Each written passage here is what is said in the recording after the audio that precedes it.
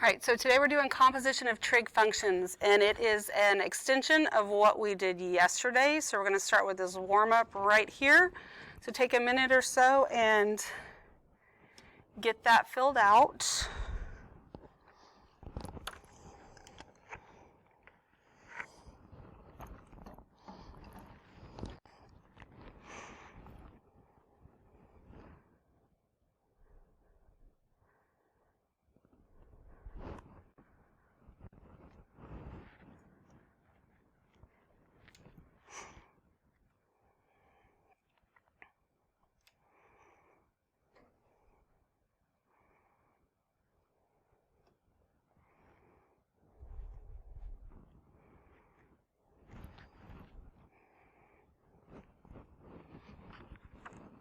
Okay, let's start talking through those. All right, so Joel Garcia, you are going to help me through this first one. The arcsine of 1/2, what is that? Pi 6. Yes, sir, thank you, pi 6. All right, the next one, Greg, what is the arctangent of the square root of 3 over 3? Yes, sir. Thank you. All right. Sebastian, what is the arc cosine of negative 1/2?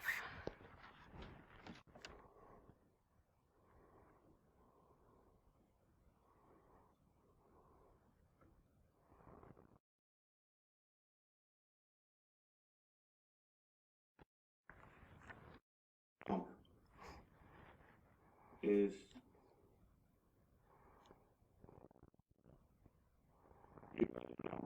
2/3. Yes, very good. 2/5. All right. Thank you. All right. Arcsine of negative square root of 3 over 2. Jeremiah, what is that? Negative 5/3. Yes, sir. Thank you. Arctangent of negative square root of 3. Joel Garcia. Again, this one likes to repeat, so.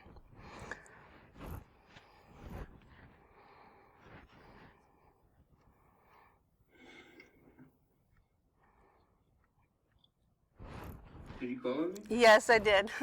Arctangent of negative square root of 3. Oh, okay. Negative 5/3. Yes, sir. Thank you. All right. Arc cosine of negative square root of 3 over 2. Greg again.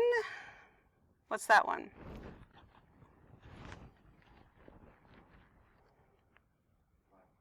Yes, sir. All right. Any questions on any of those? All right.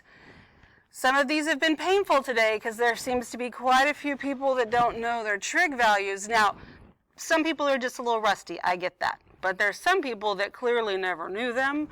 And I don't know if you thought I was joking or lying or what, but we are far from being done with these. So you absolutely have to know these values. All right, so let's look at this recall here. It says recall, given function f and its inverse, f inverse, if x is in the domain of both functions, then blah, blah, blah. All right, so this is what we have for our inverses. F of f inverse of x equals x, and f inverse of f of x equals x. Okay, and we did that last semester when we looked at inverses, and then we proved algebraically that two functions were inverses of each other. We substituted one into the other and did some algebra, and poof, x came out. All right, the key here is this says, this is what happens if x is in the domain of both functions. Okay, so it doesn't always look exactly like this because we have a lot of restrictions on our trig values. So for instance, yesterday I gave you this example. I'll make sure I'm using the exact numbers I did yesterday. We had the sine inverse of the sine of 7 pi 6ths. Okay, so if you look at this, this is written much like this is. The inverse of the f of x, so this is the inverse of the sine, where x would basically be 7 pi 6ths. This says it should just equal x, which means it should equal 7 pi 6ths, but it absolutely does not equal 7 pi sixths because of our restrictions. And that's where the if x is in the domain part comes from. The properties, they're going to look very similar to yesterday's because they are. It's not 6 more things that you have or anything like that. So let's just talk about them, and then I'll show you how we just think through what's what here. So if I want to not have to do any work, and if I have the sine of the sine inverse of x, the only way that's going to equal x is if x is between -1 and 1. If I have the sine inverse of the sine of x, like I did up there with that 7 pi sixths, the only way it's just going to shoot out x there is if x is between -pi halves and pi halves. And that's why it didn't work for 7 pi sixths, because it doesn't fit into that range of values.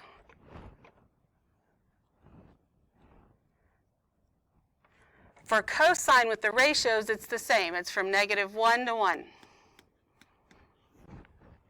For the angles, though, because remember, we have this because when we look at our sine values, we're using first and fourth quadrants. For cosine, you're using the first and second. So here, x has to be between 0 and pi.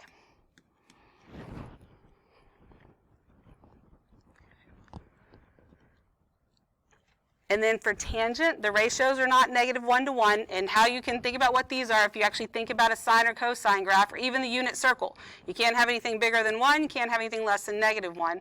But for tangent, it's actually to infinity.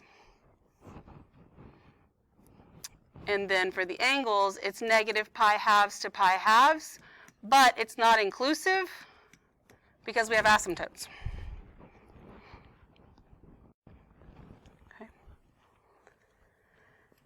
So again, to be able to think through these are the exact same things. Oh, and this one we use first and fourth. These are the exact same things we talked about yesterday about where your values are coming from. That isn't new.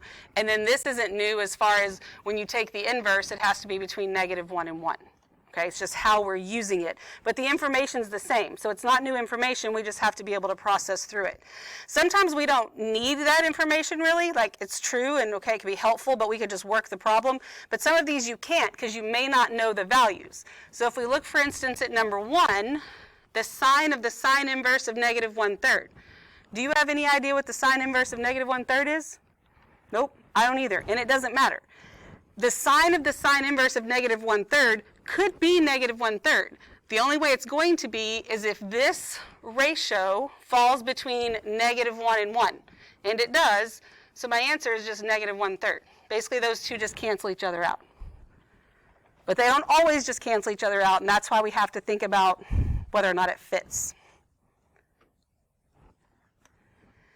So for number 2, I could work this differently, but we're going to work a bunch of them differently. So we're going to think through this process up here.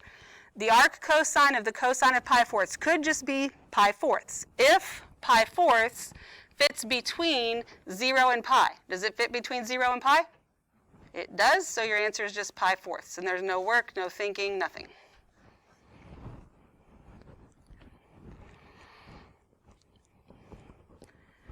Okay, so then we have the arctangent of the tangent of -pi halves. So it could just be -pi halves if this fits within the range of values for tangent. Does this fit there? No, why not? Because there's not an equals, exactly. It doesn't fit because it doesn't say you're equal to. So that means what I know right now is this does not equal -pi halves for sure. So instead we're going to work from the inside out. I can figure out what the tangent of -pi halves is. So I'm going to have the arctangent. What is the tangent of -pi halves?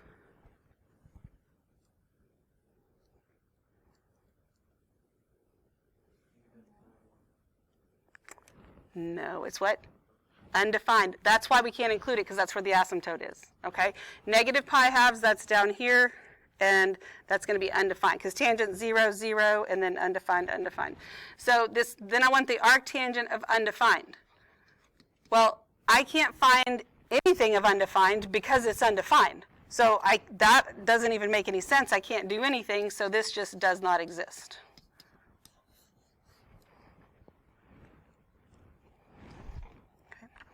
But just because things don't fall within here does not mean that it does not exist. So keep that in mind as well.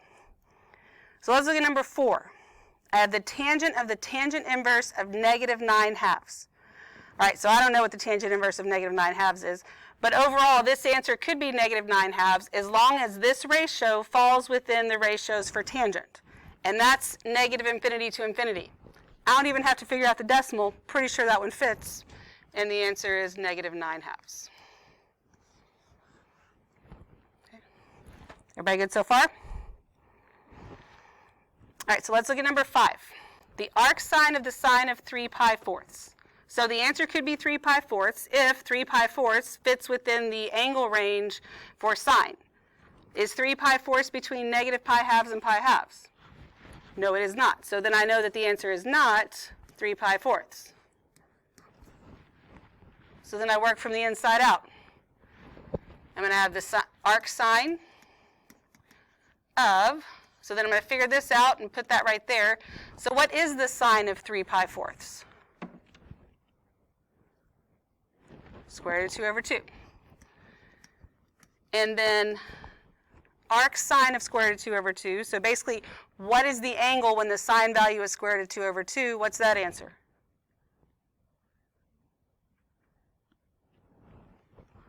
It's pi fourths, right? That's my answer.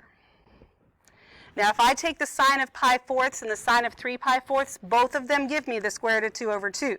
But remember, when you're doing the inverse, there's exactly one answer because it has to fall between negative pi halves and pi halves. Okay, we okay with that? All right, good deal. So let's look at number 6. The cosine of the cosine inverse of 2/5. So this was a value I knew. This, I don't know this value, but this is a ratio because you have to take the cosine inverse of a ratio. And so the answer overall will be 2/5 if this falls between negative 1 and 1, and it does, so my answer is just 2/5. Okay.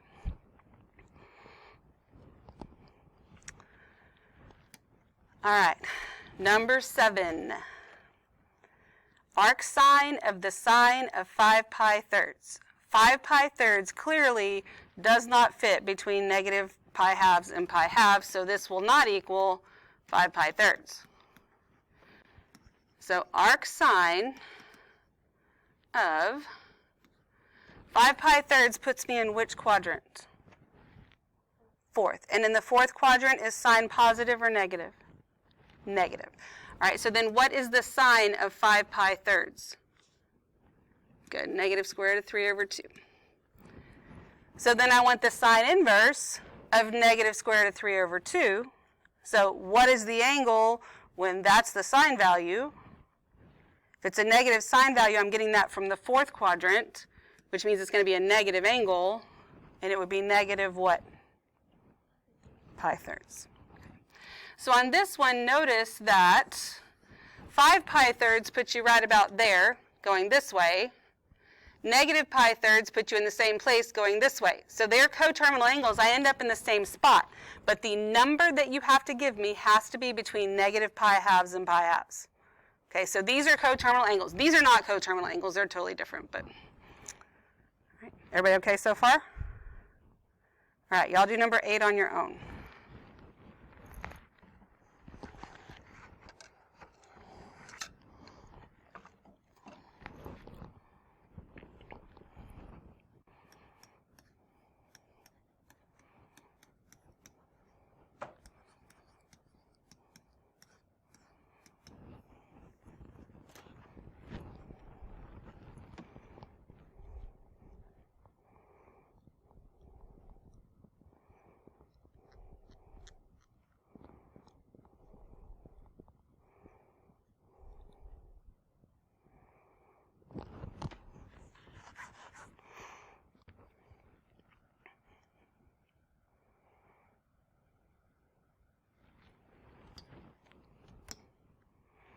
Jeremiah again. All right, Jeremiah, so let's do this from the inside out. What is the cosine of negative 4 pi thirds?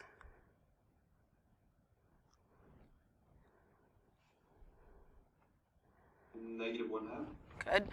All right, so -1/2. And then what is the cosine inverse of -1/2?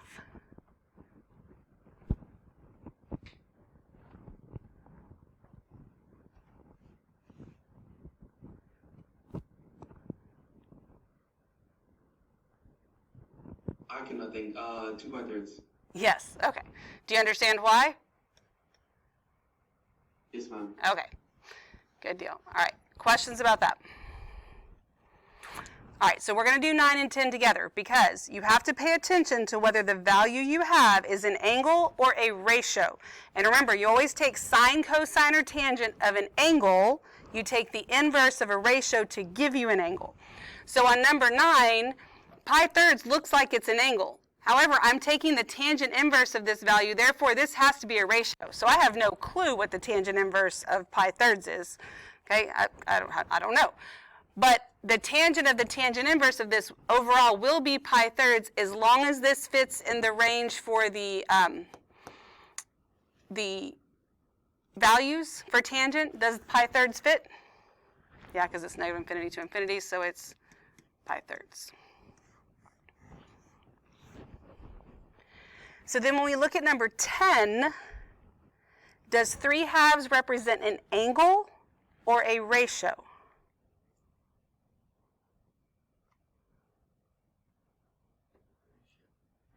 What do you always take the sine, cosine, or tangent of? An angle, right? You have to take the sine, cosine, or tangent of angles. So since it's the cosine of 3 pi, this is, not 3 pi, 3/2, this is the angle. It's not how you're used to seeing the angles. You're used to seeing them like this, but this represents an angle measure.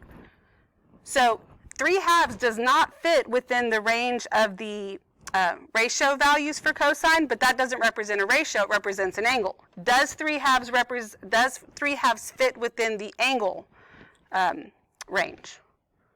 For cosine, it's 0 to pi, right? Pi is about 3.14159.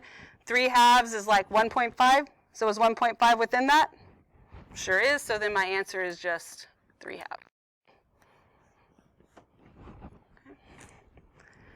All right, so I'm going to give you about a minute or so, and I want you to do number 11.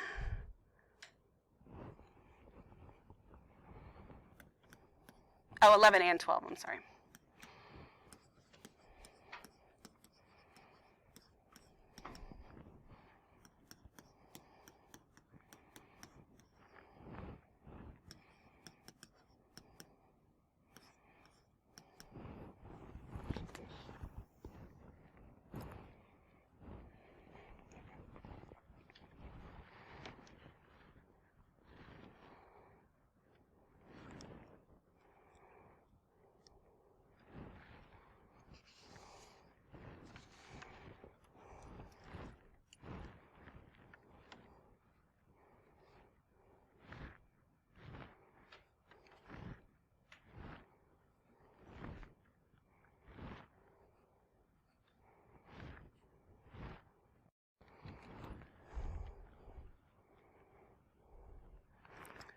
Okay, so for number 11, Bonifacio, help me with number 11. What is the tangent of pi? 0, good. And then the arctangent of 0 is 0, very good. I think you're the only person all day that said it with some confidence, because everybody thinks they're wrong because it seems weird. Here's one thing I'll say about 0, though. When working with 0, it is helpful to remind yourself whether or not you're talking about an angle or a ratio. Otherwise, that's where you tend to second guess things and think about things backwards, because you can end up confusing yourself very easily. So very good. All right, number 12, Alyssa. So what is the sine of -11 pi sixths?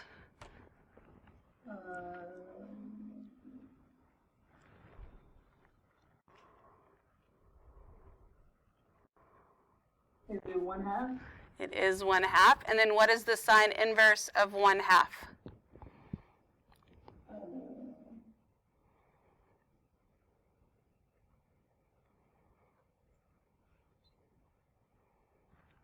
My mind just went blank right now. Okay, so I appreciate you being honest with that and not just trying to type it in a calculator like some people that are frustrating me.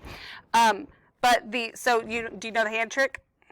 Yeah. Okay, so you know cosine's on the left, sine's on the right. So if I want sine to be 1/2, I use this angle, so that makes my sine 1/2. So what's this angle? Pi 6. There you go. So you can use the hand trick going backwards as well. Does that make sense? Yeah. Okay, good deal. All right, so if you notice on this section, everything we've done so far, it's been like arctangent with tangent, sine inverse with sine, like they've all matched. So the next section that we're going to do, they don't match, which means those little ranges of values don't mean anything, and you're going to have to work, we have to work all of them, which means they have stuff we can work. So we're going to work from the inside out. So I want the cosine inverse of the sine of pi 6. So I want the cosine inverse of, and then I'm going to find this value, and that's what goes right there. So the sine of pi 6 is 1/2, and then the cosine inverse of 1/2 is what? When pi thirds, good. And I'll say this again, if you don't know your values going forwards, they're going to be very difficult for you to figure out going backwards and mixed up and all in between. All right, so number 14, the arctangent of the cosine of 0. So arctangent of, all right, so the cosine of 0, that means the angle is 0. When the angle is 0, what is the cosine value? 1. And then the arctangent of 1. What is the angle when your tangent value is 1? Pi fourths, very good.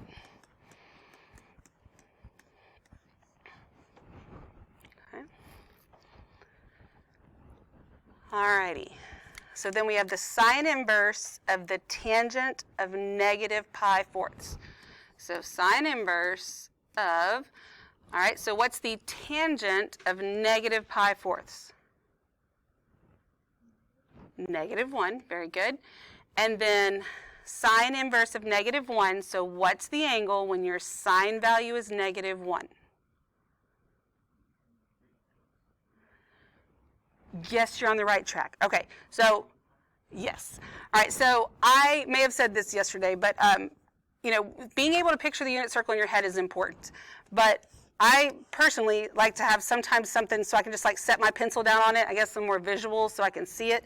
I don't ever draw a circle because it won't look like a circle. But if I do this, I can still think my way around the circle. So I know for sine, like sine is 0 here and here. It's 1 here and -1 here. So the first thing I heard was 3 pi halves, which is how we've been thinking about it, and that is a true statement.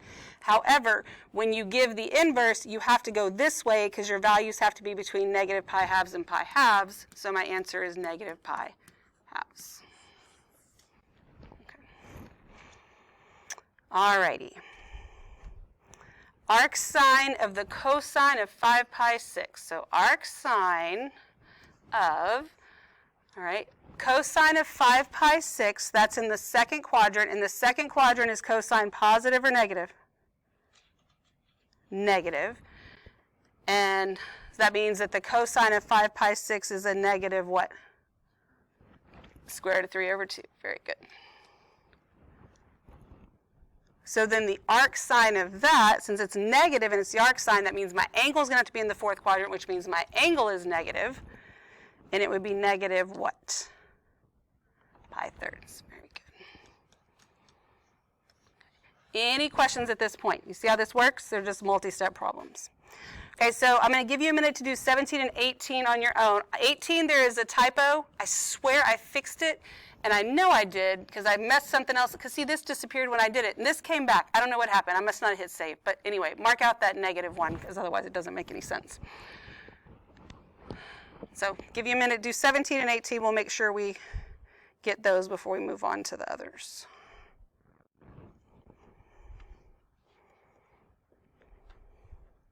Yes, ma'am.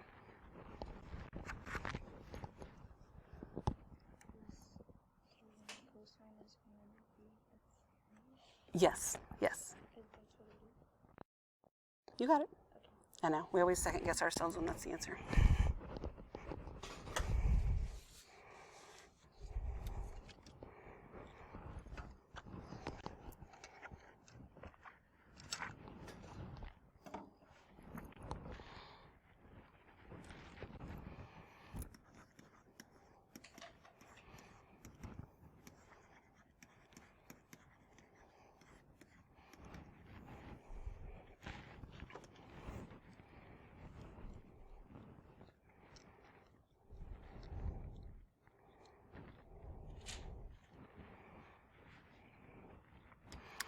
All right, let's look at 17. All right, Sarah. So Sarah, what is the tangent of pi fourths? 1, yes. So then what is the cosine inverse of 1? Yes, ma'am, with a big old question mark, but yes, you're right. Thank you. All right, Sebastian again. All right, so what is the sine of negative pi halves? -1. Yes, and then the arctangent of -1 is?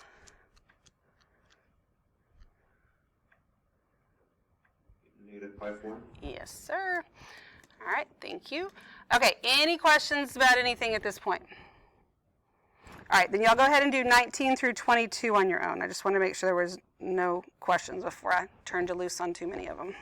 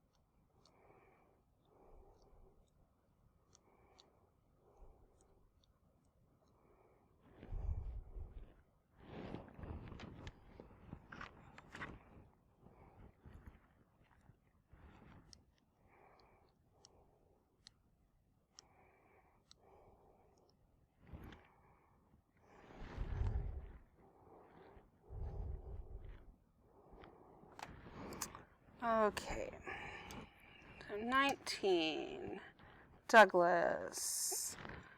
What is the sine inverse of 1/2? Pi 6. And then the cosine of pi 6 is? Square root of 3 over 2. Very good. All righty. Next one, Grace. All right, what is the arctangent of 1? Yes, ma'am. And then the sine of pi fourths is? Square root of 2 over 2. Good job. All right. Douglas again. What is the arc cosine of 0? 1. Very good. And then the, oh no, wait a minute. It's not 1. I was like, oh, the cosine of 0 is 1. The arc cosine. So what is the angle when the cosine value is 0?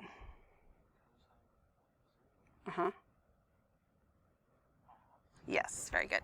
And then the sine of pi halves is what? 1.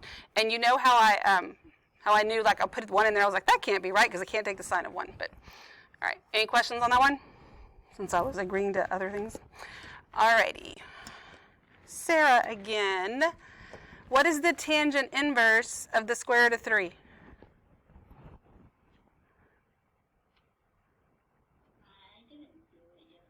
Okay, well then we can do it together. What's the tangent inverse of the square root of 3?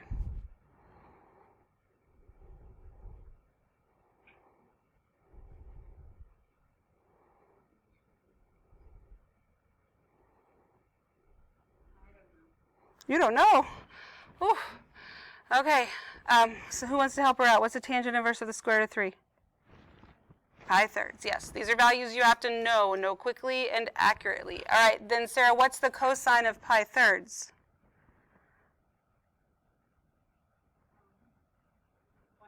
Yes, ma'am. All right, any questions on how to do the compositions? All right, so now we're going to look at what happens when they don't match and we don't know the value. Because if they match, like if this was the cosine of the cosine inverse and we didn't know how to do this part, that'd be fine because we have our little ranges to look at. But we don't even have that here. So the tangent of the cosine inverse of 8 over 17, I have no idea what the cosine inverse of 8 over 17 is, but what I do know is whatever this is, it's some angle. And that angle would be in the first quadrant because it's positive. So I'm going to draw that. So here's my triangle in the first quadrant. Here's theta. Cosine is adjacent over hypotenuse, so this is 8. This is 17. In the end, I want tangent, which is opposite over adjacent, which means I need this side. What can I do to find that side? Pythagorean Theorem. So x squared plus 8 squared equals 17 squared. So this is one of hundreds of reasons why you should know your perfect squares to 25, because 17 squared shouldn't be holding you up. So we got x squared plus 64 equals 289. Subtract 64 from both sides, and I end up with x equals 15. So that helps, like, I don't know what the actual value of theta is, but it doesn't matter because I just need to know what the relationship is for that angle so that I can find the tangent. And in the end, that's what I want. Tangent of theta, tangent is opposite over adjacent. That is 15 over 8.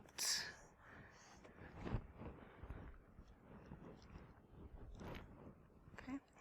Questions about that at all? All right, so let's look what happens when we have a negative.